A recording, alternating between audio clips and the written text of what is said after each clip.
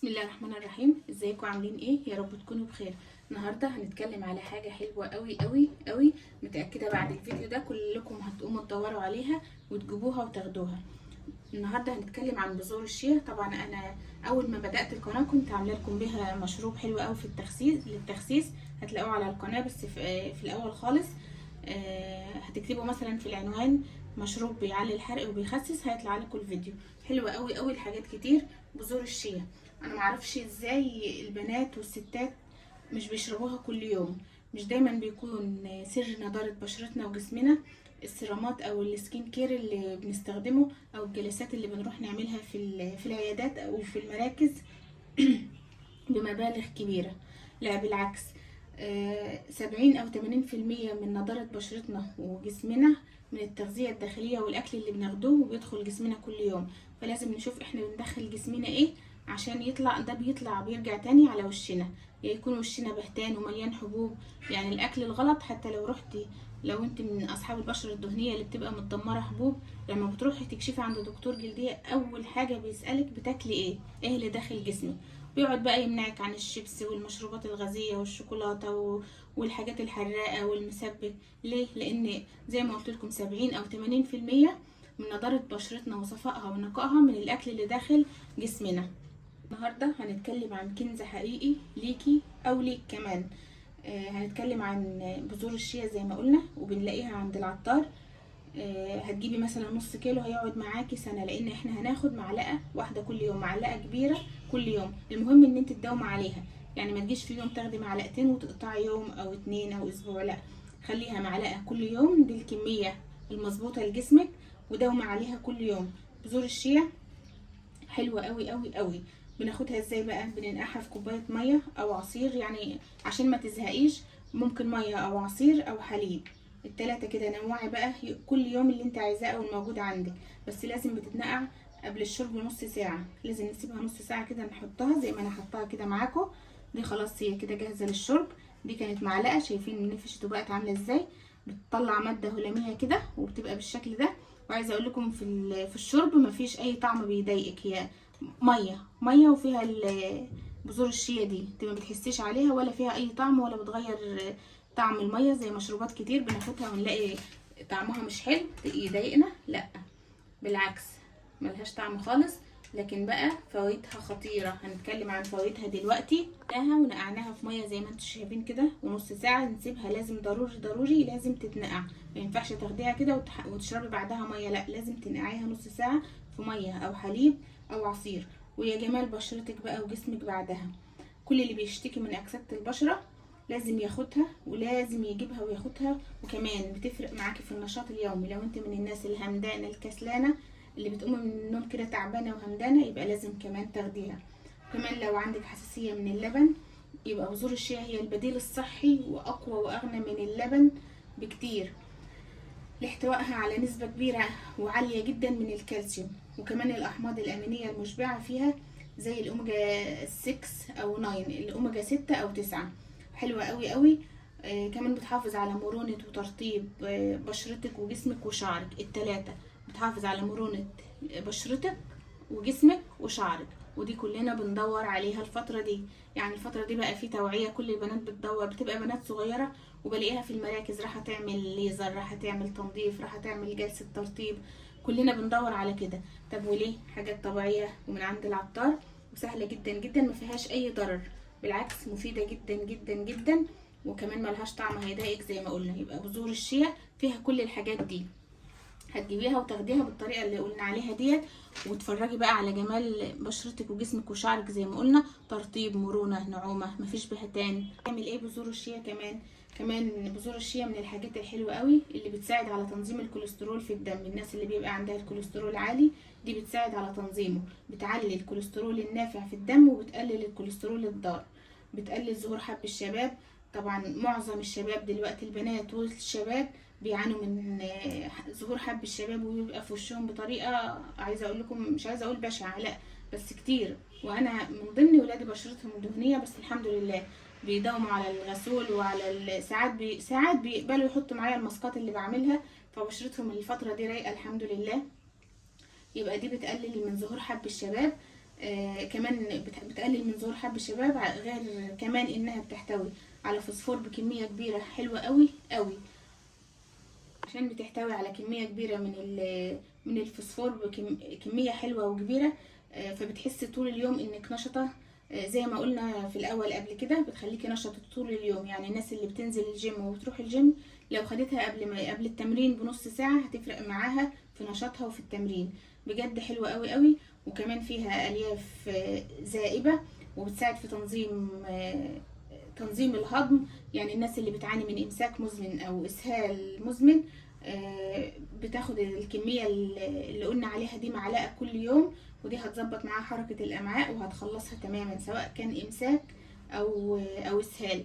كمان الناس اللي بتبقى عندها شراهه في الاكل، على طول جعانه، حتى لو مسكت نفسها شويه بس تروح تقعد على الاكل بتاكل بشراهه، خلاص ما بتعرفش الشبع لحد بطنها ما بتوجعها تقوم بقى من على الاكل. لا، دي كمان اللي بياخدها بتحسسه هي بالشبع لفتره طويله، لان هي بتنفش كمان. لا، شايفين دي كانت معلقه وعملت قد ايه؟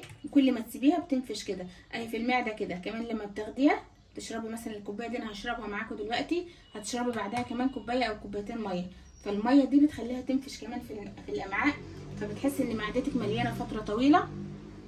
ودي من الحاجات اللي بتحسسك بالشبع طبعا. يبقى قلنا الناس اللي عندها شراسه في الاكل او شراهه تاخد الاوميجا 3 وهتستفاد جدا جدا، وهتشكروني بعدها عليها بجد. كمان بذور الشيا بتعمل لنا ايه تاني؟ كمان بذور الشيا تحتوي على نسبة كبيرة قوي قوي من الكالسيوم والبوتاسيوم، ودول حلوين قوي لكثافة العظم. يعني لازم نهتم بالنقطة دي كويس قوي. مين فينا دلوقتي ما بيشكيش بألم في عظمه؟ حتى الشباب، حتى البنات الصغيرين في السن تلاقيها بتقول لك رقبتي، ظهري، دراعي، رجلي. دي حلوة قوي قوي لكثافة العظم، لازم تاخدوها. يعني لو ما خدتوهاش عشان كل اللي قلنا عليه، لا، ناخدوها كمان عشان النقطة دي بجد. يعني لو كل اللي فات ده ما همناش، النضارة والأكسدة والمش عارفة ايه، لو هناخدها بس عشان وجع العظم وكثافة العظم هناخدها عشان النقطة دي. كمان الناس اللي بتشرب مشروبات غازية وحاجات فيها صودا كتير، طبعا معروف ان الحاجات دي بتعمل هشاشة في العظام وبتدمر العظم بجد. يبقى لازم تاخد بذور الشيا عشان عظمها حلوة قوي قوي. وكمان مليانة مضادات أكسدة، ودي اتكلمنا عنها برضو من شوية، اللي معظمنا بيعاني منها. وزي ما قلنا عشان الأكسدة دي، في ناس بتصرف فلوس كتير قوي على كريمات وسيرامات وتونر للبشرة عشان تتخلص من الأكسدة دي. بذور الشيا دي حلوة جدا جدا جدا، لازم كلنا ناخدها، بنات وشباب ورجالة وستات، الكل يجيب بذور الشيا دي وناخدها. طبعا انا ناقعه دي بقى لها كده نص ساعه، هشربها معاكم زي ما قلنا دلوقتي. كمان الناس اللي عندها حساسيه من منتجات الالبان وبتعاني، لو شربت الالبان، في ناس بتتحسس منه، بتهرش، بتورم. في كتير ناس وفي اطفال كمان عندها حساسيه البان ما بتاخدهاش، تقدر برضو تاخدها حتى لو طفل صغير هيشربها، لان قلت لكم ملهاش طعم يضايق ولا اي. النقطه بتاعت حساسيه اللبن دي لازم نتكلم فيها شويه بالتفصيل، كنت هنسى. زي ما قلت، في اطفال بتبقى مولوده عندها حساسيه من منتجات الالبان. لو انت من الناس ديت او لو طفلك من الناس ديت، يبقى لازم ياخد بذور الشيا، لانها بديل صحي واقوى واغنى من اللبن نفسه، لاحتوائها على نسبه عاليه من الكالسيوم والاحماض الامينيه.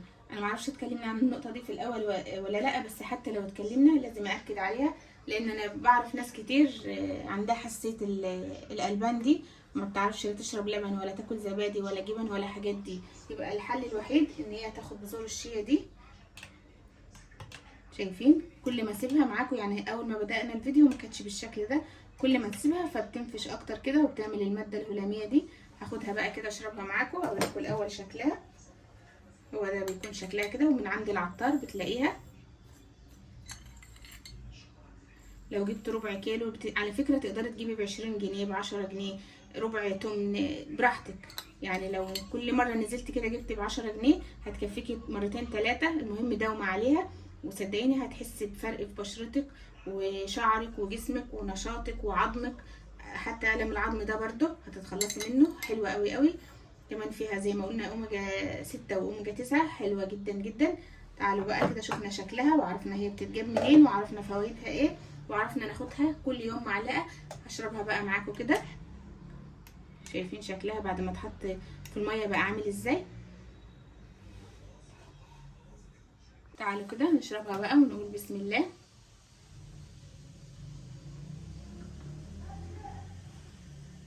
زي ما قلت لكم ملهاش اي طعم بيضايق، بتتشرب كده لوحدها عشان الماده اللي هي عاملاها دي الهلاميه دي.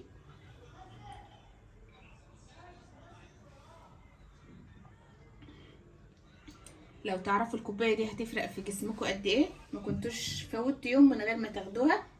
اخر شويه بقى هنشربهم، عشان كده نبقى شربناها على 3 مرات.